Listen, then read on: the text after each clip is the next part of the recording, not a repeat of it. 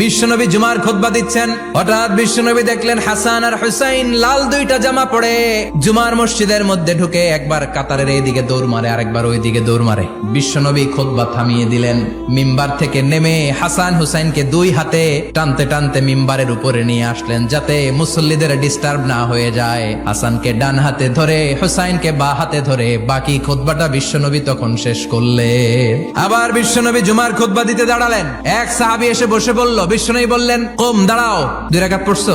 সাহাবী কয় না, পড়ি নাই। বিশ্বনবী বললেন, 2 রাকাত পড়ো। খুতবার নিরবিচ্ছিন্নতাকে ভঙ্গ করে বিশ্বনবী তাকে দাঁড়াতে বললেন, 2 রাকাত নামাজ পড়তে বললেন। তার মানে খতিব সাহেব মন গড়া শুধু খুতবা দিয়ে যায় না, ডানে বায়ে কোথায় কি হচ্ছে সবকিছু নজরে রেখে, কন্ট্রোলে রেখে সামাজিক সব সমস্যার কথাগুলো তুলে ধরে অসামাজিক কার্যকলাপের বিরুদ্ধে হুঙ্কার দিয়ে জুমার প্ল্যাটফর্মটাকে শক্তিশালী করাই হচ্ছে একজনের খতিবের দায়িত্ব। চিল্লা এখন ঠিক কিনা? এ কাজই করেছেন বিশ্বনবী 500টা খুতবায়।